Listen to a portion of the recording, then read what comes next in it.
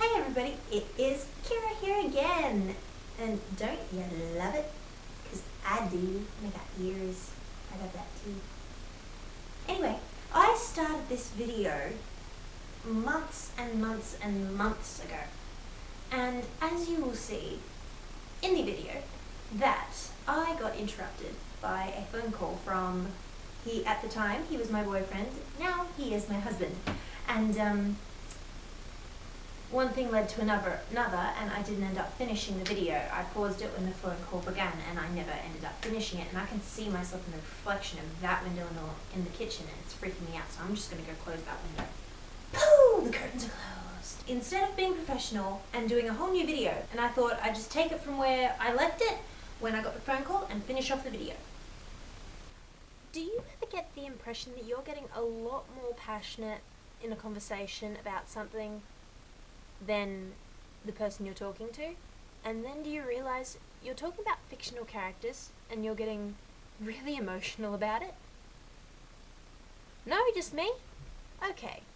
A lot of the time I'll be having in-depth discussions about something, like a fictional character. Let's go with Avatar Last Airbender, Legend of Aang.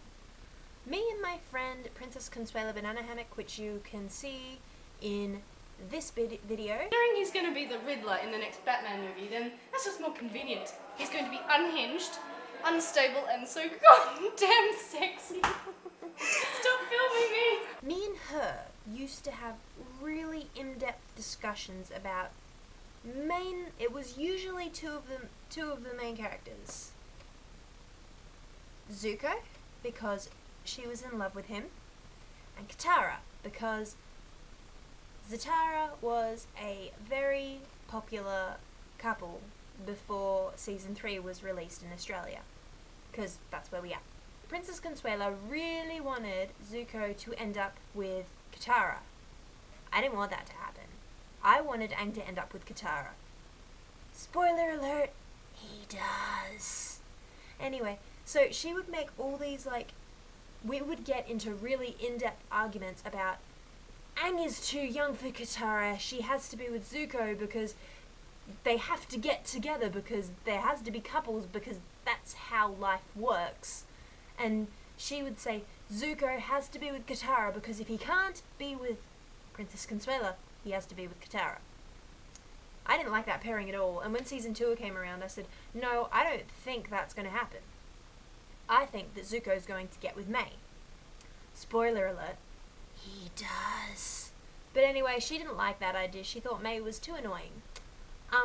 Yes. So anyway, we'd be having really passionate discussions. Katara has to end up with Aang. I mean, did you see the way he looked at her in the first episode? He obviously has a crush on her, so she's obviously going to fall in love with him too. I mean, they've been together for 3 years.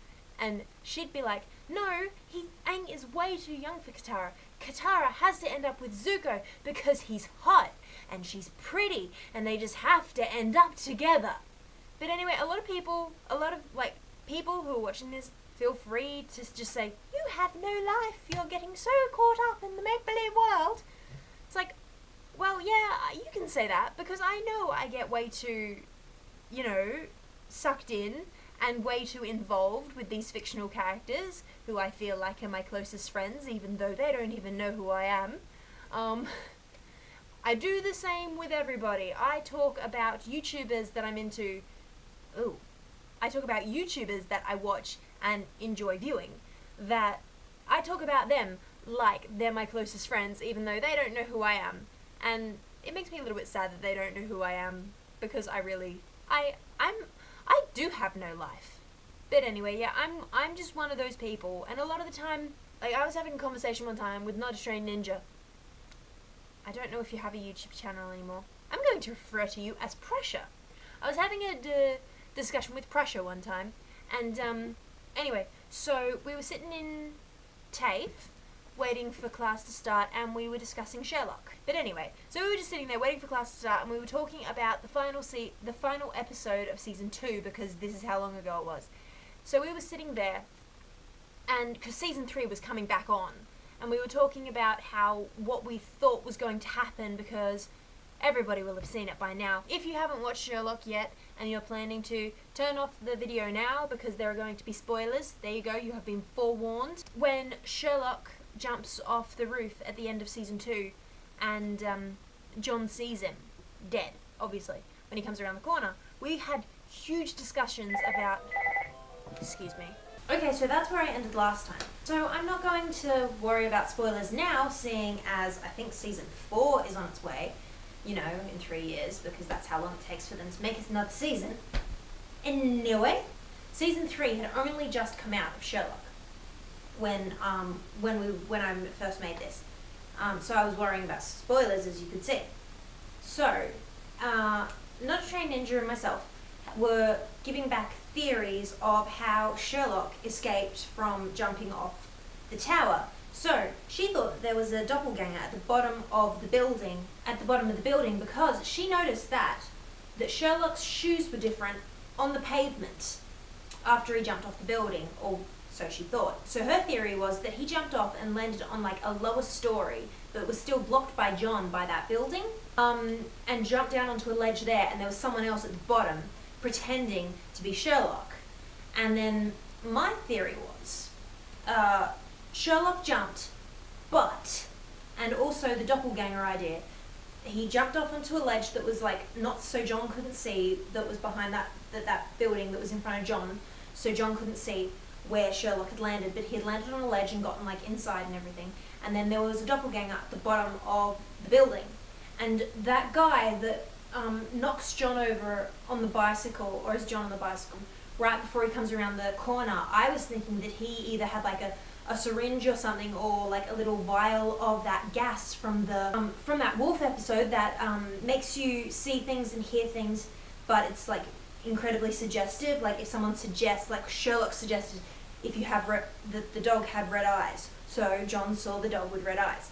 So I was thinking, if the guy had like a little vial of that gas, John was expecting to see a dead Sherlock, so that's what he saw, even though it might have been a living, breathing guy that wasn't quite Sherlock. And we had in-depth discussions when we really should have been doing schoolwork, but we still both passed, so, you know.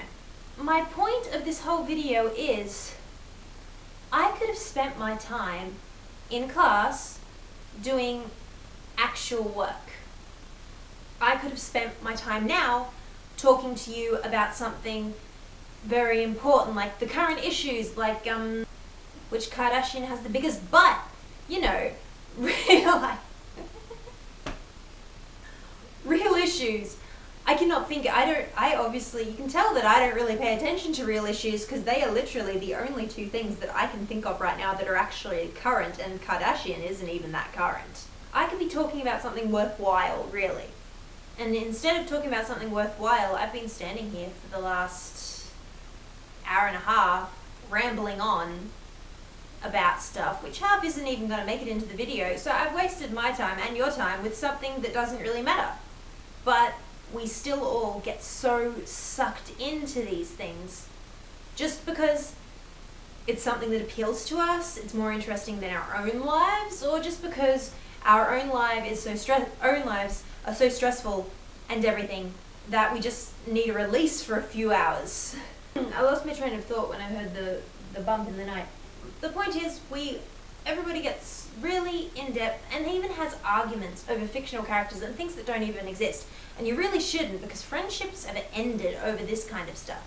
And like, don't get me wrong, I love going into, you know, the hypotheticals of, you know, I wonder what happened after this series, I wonder what happened when this series ended. You know, ooh, they left this open, they might make another series, you know, years on, or this book's really cool, or that's not how, like, the book was better than the movie, or the movie was better than the book. I will say one thing, Paper Towns, the book is not good, and neither is the movie. I love John Green, I loved The Fault in Our Stars, Looking for Alaska was okay, but Paper Towns was such a boring book, and the movie was crap.